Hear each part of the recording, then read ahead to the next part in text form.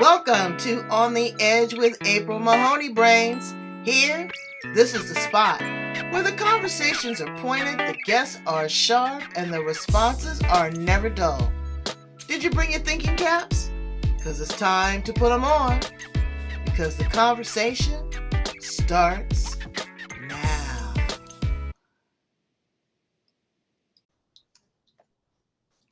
Patience and perseverance is the best recipe for success. Absolutely, absolutely. If at first you don't succeed, try again. What? Gotta ring my bell on that. How are you, beautiful soul? I am well, and yourself? I can't complain about nothing right now. Okay, right that's now, good. okay? Because you got to count this stuff moment by moment. Absolutely, absolutely. Shoot. So thank you and welcome to On the Edge, the place. Absolutely, absolutely. That's right, where the conversation is pointed in your face, brains. The responses are sharp and the guests are never dull. Right? Absolutely. I think I twisted that up, but it still is all relevant. Brains, we've got a mover and shaker, lover and caregiver. We have Nurse Sharon Herbert. Okay? She retired now. You retired now, right, Queen? I'm retiring. I'm almost there. Okay, you're transitioning. Yes. You're evolving. I'm transforming. Absolutely. Absolutely. From a caterpillar now to a butterfly. Absolutely. And you're not only doing that with your eyelashes, because they cute, but you're doing it to support other nurses in the industry. Brains, I wrote some questions down I'm going to ask her. I don't want to have the same old conversation. We know that they are overlooked and underserved.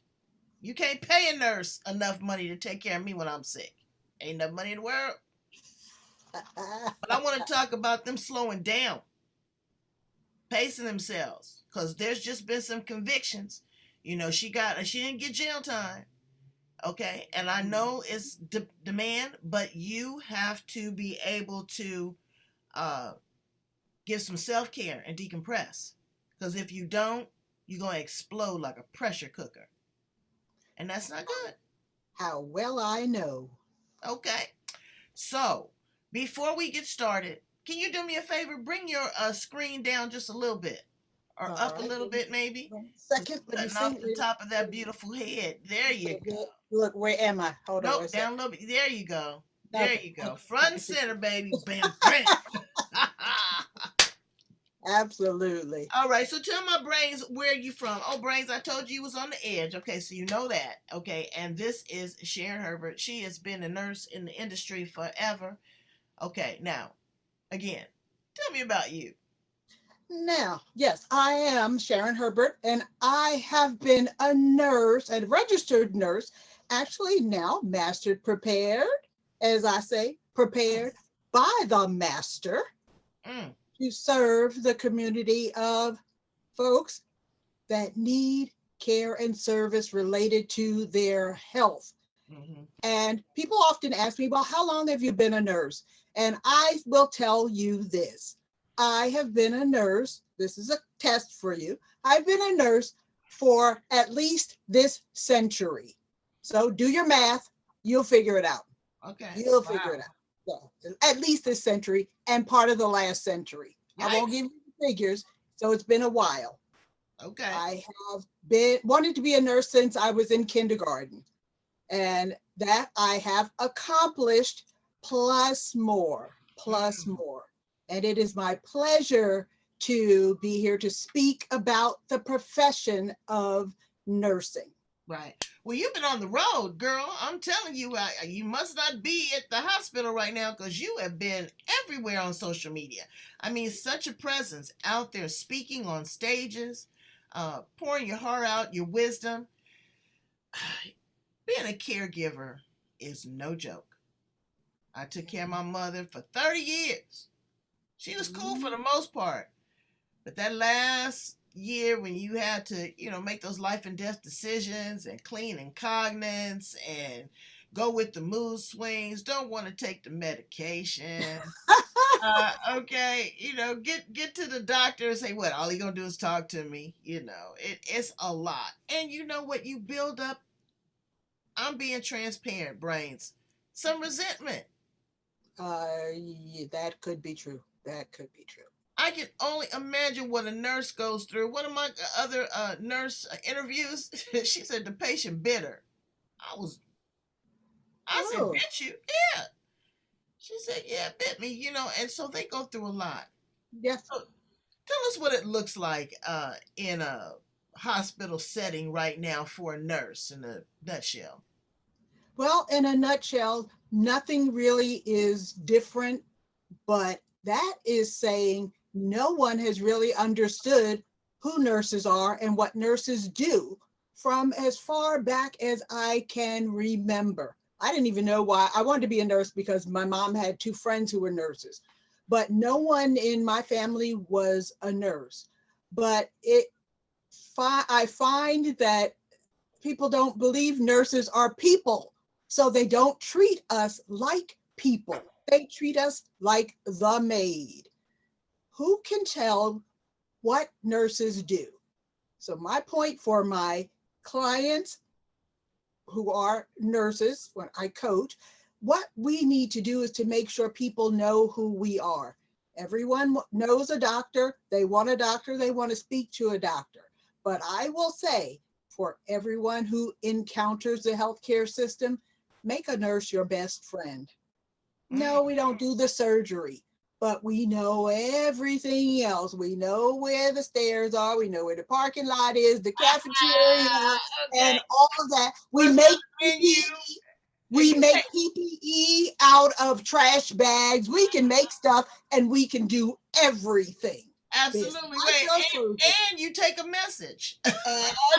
And in between that, there's nothing that we cannot tell you about or point you towards. No, we don't have to know everything and we don't have to do everything, but we will get you where you need to go. If Right, it's nothing, facilitator. counseling and a hug. And I know COVID is, COVID, but, so even virtual hugs, because we do what we do because we love it. We help and serve because we love it. And no, we are not often acknowledged for that because people don't even know, okay, how do you become a nurse? We are not just trained, we are educated like any other professor or any other high-level educator. Nursing, folks, we have to have education. Absolutely. I went in and saw my girlfriend just had a college. I went into the hospital room. She just had a baby. All the technology. Mm-hmm. And then when the beep goes off and what bag to put here, and then this is how she's communicating with the doctor, with the physician via text. Mm-hmm. Yes. They're doing telemedicine, but you're held accountable. Absolutely. And you know what? There is a compassion there. So I understand, and you've got 6 patients, you're working 14 hours. Let's talk to the travel nurse. I want to speak to that for a minute. I got a spot I'm renting. And I'm trying to get a mobile nurse for 13-week assignments. But I am not doing it because they all travel with a travel companion, a dog or cat. Emotional support, but you're gone 14 hours a day. Yes. And then you sleep another 8. So that's cruel, in my opinion. But you don't sleep that long. You don't sleep at all. You don't sleep that long. You might sleep 4. And you subject yourself to disease and sickness and just every day for somebody else. Wow, what a humanitarian, brains. You better find a nurse because nurses and teachers are my favorite people on the planet. Yes. And we do things, not that we don't like money, but the world does not equate what we do because they don't know what we do. They don't equate that with value and worth. And our job now, and it should have always been, is to share what we do with people, because they think we change, the bedpan and change sheets and give you a medication. Yeah, but all that doing what we're doing, we're thinking. We know what happens when we do this, when the doctor asks a question or says something. When we call the doctor, we already know what we need to do. We have to get permission. So that's a different story. It's not that we don't know, but clients don't think that we know. They think we just do tasks. Our brains, we know what your disease process is, what kind of services you would need, even when you go home, who gives you your information and instruction? The nurse. After the nurse has developed a relationship with you is probably the best time. So nurses and patients, and I can only talk to the nurses now, but maybe they'll tell a friend, develop a relationship with your patient. I know if you have 6, there are a lot of them. And those are the stressors that we have to overcome. And developing relationships and communicating with your patients is one of the best ways. Because if So you you need have to to not know only about just communicate with your patient, you have to communicate with their family. and Okay? family, that Okay, is the correct. outside influence. Brains, I encourage you to get your paperwork in order right now, not tomorrow. Okay, pretend you are already, on a tropical island with a nice libation and the sun beaming down on you, and you got your angel wings and you dead. What would you want your people to know? Would you want them to carry out your living will and trust? You buy a piece of property, you ain't had no documentation. You go to the doctor's office, you don't have any, what is that called? I can't think of the term for it now. Your direct medical directive. Mm-hmm. Or even a list of your medications. Exactly, and that's what happened. Yeah, during Hurricane Katrina, they brought Yes. some people down here to San Diego, and she said, "Baby, I ain't had that little blue pill for my heart." And I said, "What little blue pill, mother?" She didn't Yeah. know. She didn't know the milligram. I Right. went down there, and you know what a nurse did? A nurse went and pulled out the medications. Yes, she did. She didn't have to do that to Mm-hmm. help us find what this woman needed. So nurses are really, really your best resource and your only resource, because like you said, when you check them out, who do you get? You get the nurse. Who do you see all day, every day? The nurse. Okay, so talk about the nurse taking care of herself. I want to slide into that. And so the nurses, when they are working, especially now in this last 3 years of COVID, have had mandates, directives, whatever you want to call them, to work additional hours. It's required because you need a nurse. You can't have an ICU run with no nurses there to do all of the medications and do all the orders processing. So they work additional hours. That's called mandatory overtime, is what we call it. And that means if you're scheduled for 12 hours, you most likely are going to be working 16. Well, there are 24 hours in a day. What do you do with the other 8? Because you have a life. Really, yes, we have a life. So you have a family, you have grocery shopping, you have bills, you have laundry, you still have all of that, and you have 8 hours left in your day. So you're not sleeping 8, you're sleeping barely 4. Now you're tired and you have to come back in the morning because they don't have any nurses in the next shift either. So you had your 4 hours, you haven't slept well, you probably have not rested at all. Sleep and rest aren't quite the same. And now you come back to work and do 16 over again. That is called work-life imbalance. It's not balanced, and it is a huge stressor, a huge stressor. And stress is not good for your body, your So life what do we do? at What do we all. do to, I don't know, reconnect and ground yourself? Can you just set boundaries? Can you just set some It, boundaries that I'm not going to do this? And I understand what you're saying, but nurses work 3 days, they're off 4 days. So this isn't a 24-hour thing, or has that changed as well? oh, they don't work 3 days. Some of them work 10 days in a row, and they're not all travelers. Wow. They are required because there is no staff to fill those empty hours. The hospital can't have an ICU open with no nurses there because you've already done your 3 that week. Oh, it's only Wednesday. You have Thursday, Friday, and Saturday where they have holes in their schedule, and then they will require you to come to work or be fired. Now, what do? The president of the American Nurses Association was on the news. I think I saw it last fall or something like that. And this is the president of the American Nurses Association, the foundation of the support for nurses, not for nursing particularly, it may do that. But in this instance, he shared the fact that, yes, the nurses that he had spoken to, yes, they work 12 hours, but they work 6 days a week with overtime to come out to 96 hours a week. It's required because the hospital has to have coverage. That's what led the hospitals to having travelers to fill in some of the gaps. But now that costs too much. So they're back to nurses working at least 6 12s a week, which is already 70 plus hours. Normally you think 9 to 5, in the world, 9 to 5, that's 40 hours. Well, how would you like to be required to work 72 to 96 hours?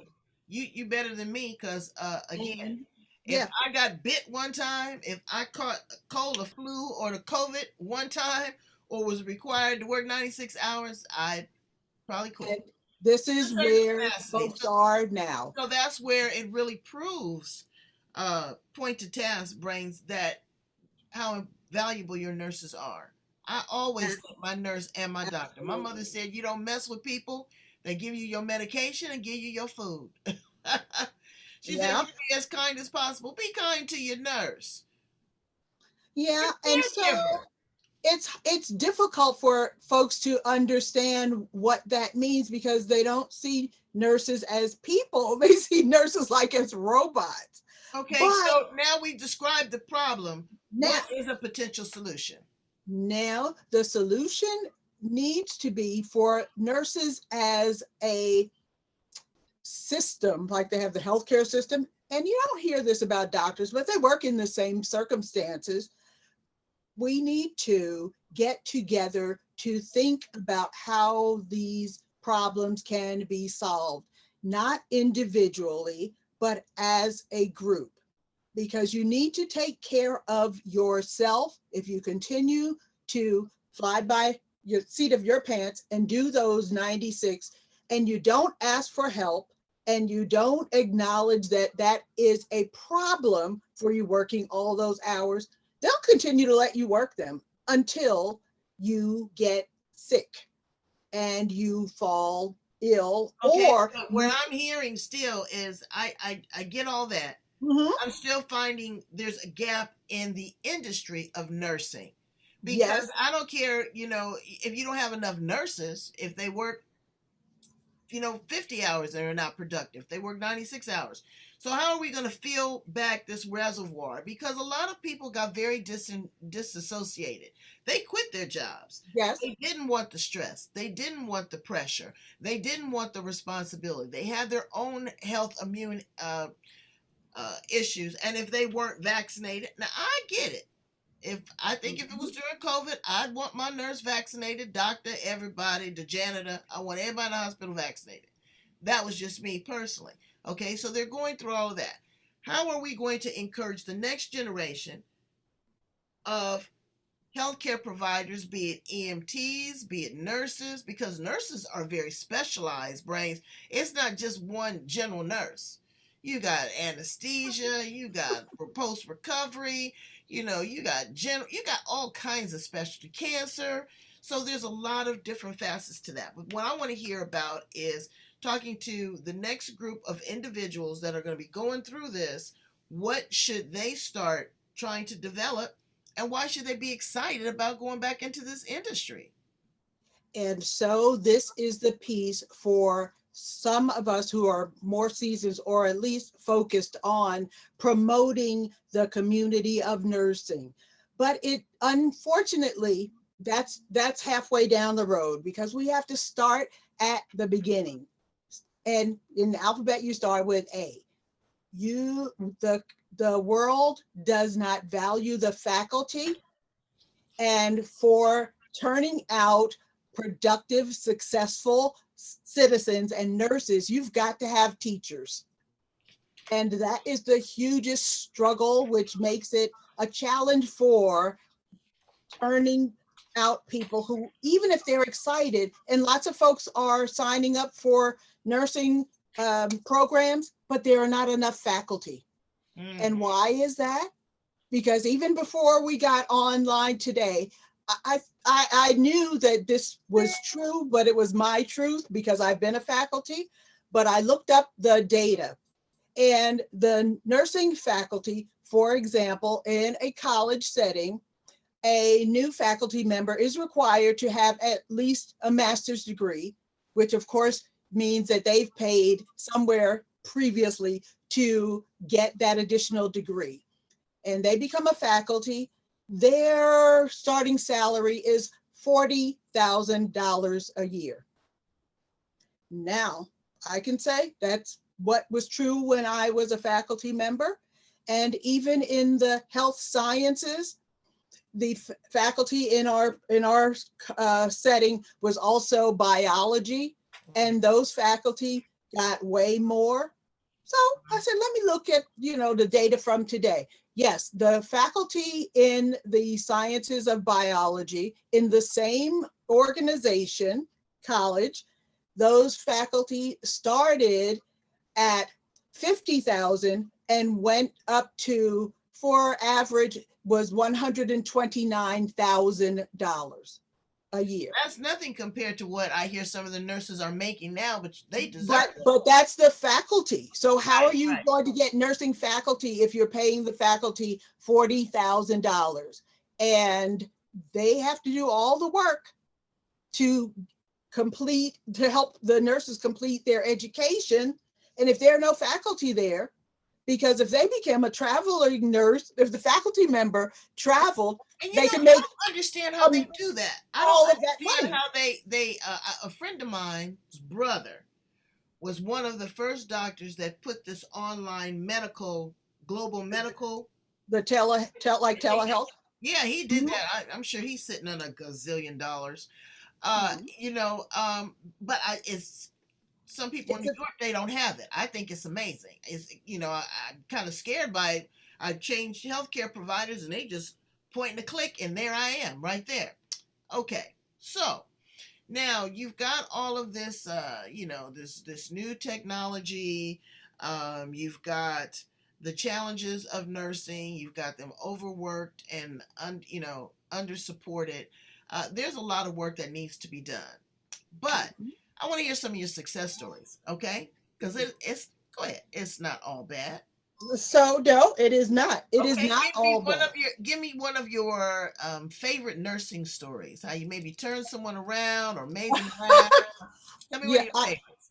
I can do that. And this is why I love what I do. And I am retiring just to do this, to talk to nurses about what their life goals are.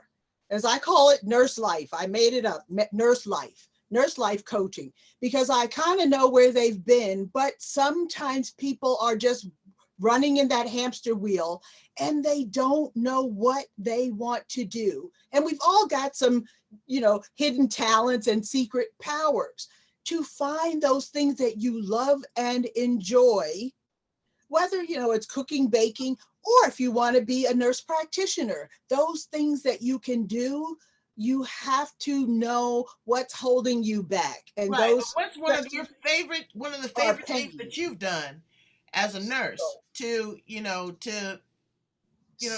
take care of yourself, but just take care of somebody else? What makes you smile? Right. So helping those nurses who really want to be doing something. My favorites are nurse practitioners, but it's still the same because they want to help and serve, but they've been stuck over in that hamster wheel and they're afraid to, it's going to be too much work for me. It's going to be too much time. No one's going to want what I do. They don't value me. But when we put that self-love back in you, when you find who you really are is really valuable, all that time you've been working those 96 hours, you've still been a beautiful, worthy person. You've got to love yourself and take care of yourself. And then you can find the pain, those stressors, those pain points, we turn them into progress and power. We don't just say, oh, I feel sorry for myself. Let's take that darn why we worked overtime when we know Mr. Jones has diabetes and he's been in this hospital 300 times. I'm going to be the one to make the community more healthy so that they don't come in the ER for COVID, or so they don't come in with their toe off because it's Mr. Jones again.